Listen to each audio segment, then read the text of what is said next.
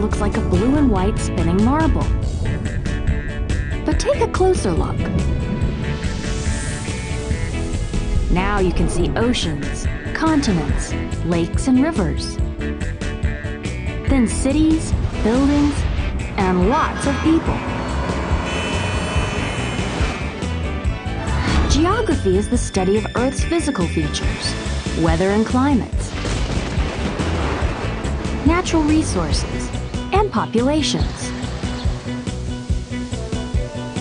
Geography is a way to understand people and places. So where on Earth are you?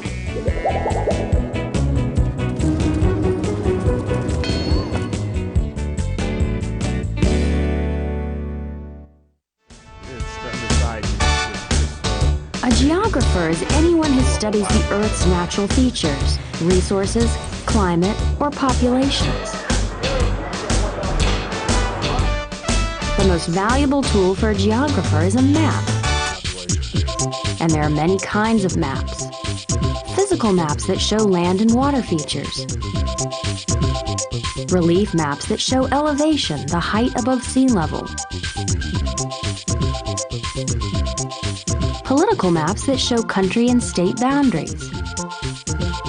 Population density maps that show how many people live in an area. Maps that show vegetation. And maps that show weather patterns. So you see, the same place can be shown in many different ways. It all depends on the map. Satellite cameras scan the Earth and take accurate pictures of water, land formations, and weather.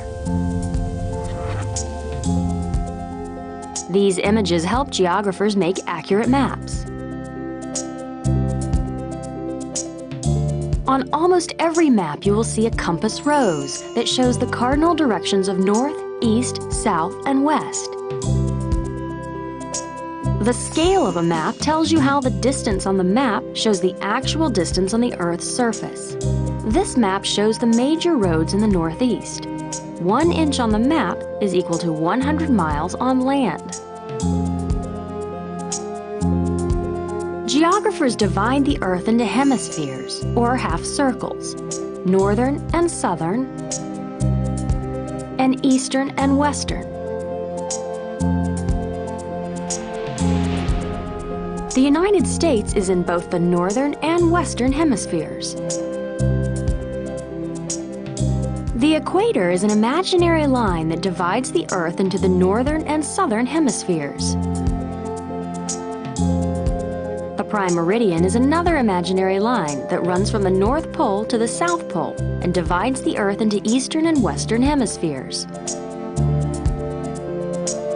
In 1884, a group of geographers decided that the prime meridian would run north and south through Greenwich, England. To pinpoint an exact location anywhere on the Earth, geographers use the imaginary lines of latitude and lines of longitude. Lines of latitude measure the distance north and south of the equator. Each line is parallel to the equator, so they are called parallels. Lines of longitude measure the distance east and west of the prime meridian, so they are called meridians. These aren't natural lines you'll see in a picture of Earth from space. They are drawn onto maps to help us find locations.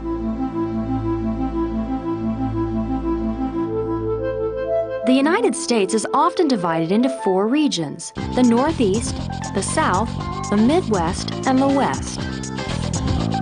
The Northeast is the smallest region in the country, but it has the largest number of people.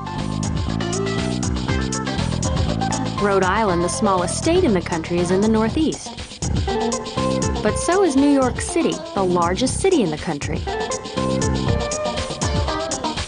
The Northeast includes 2 regions, New England and part of the Middle Atlantic.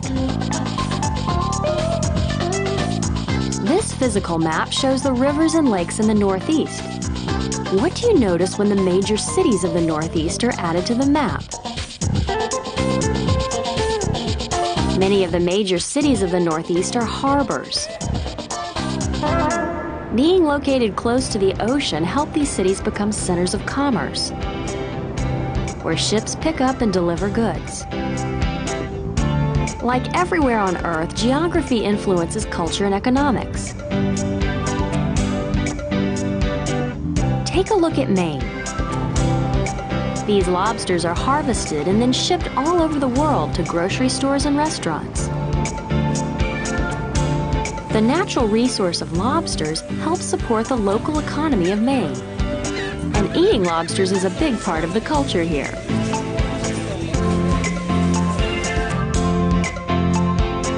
Maps are a geographer's tools.